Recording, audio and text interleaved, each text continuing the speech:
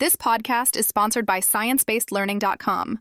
Discover a passion-driven language learning system that combines ebooks, audiobooks, and videos with the science of spaced repetition. Maximize your learning and retention today at ScienceBasedLearning.com.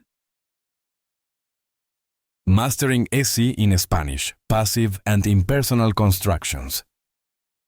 Learn how SE is used in passive and impersonal constructions in Spanish with examples and exceptions for effective communication. When learning Spanish, understanding the use of SE in passive and impersonal constructions is essential. This versatile pronoun can shift the focus of a sentence, allowing the speaker to omit the subject or emphasize the action itself.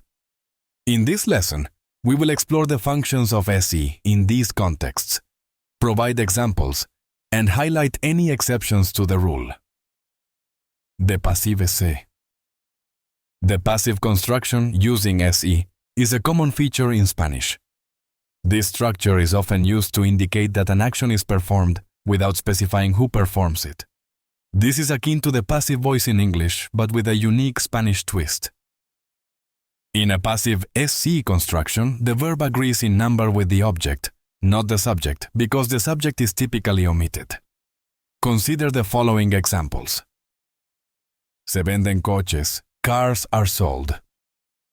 Se necesita ayuda. Help is needed. Notice how in the examples, the action is emphasized, while the doer of the action remains unspecified.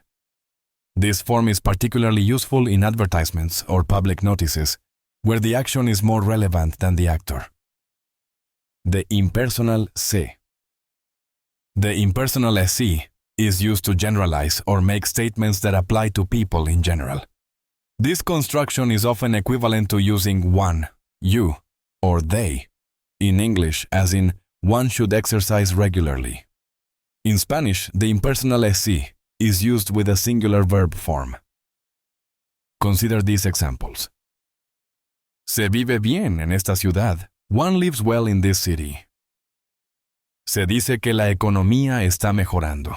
They say the economy is improving. These sentences illustrate how the impersonal SE removes the need to specify a subject, making the statements widely applicable. Exceptions and considerations. While the use of SE in passive and impersonal constructions is generally straightforward, there are some exceptions and nuances to be aware of. Reflexive verbs.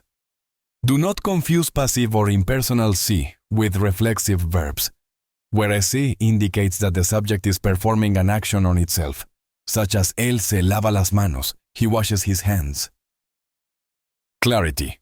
In some cases, the use of SE can be ambiguous. Context and additional details may be required to clarify the meaning. Regional variations. The use and frequency of passive and impersonal constructions with SE can vary between Spanish-speaking regions. Exposure to diverse Spanish media can help learners understand these differences. By understanding how to use SE in passive and impersonal constructions, Spanish learners can expand their expressive capabilities and adapt to various communicative situations. Practice with these forms will enhance fluency and comprehension.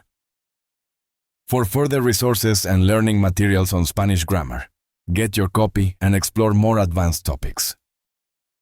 Learn more at ScienceBasedLearning.com.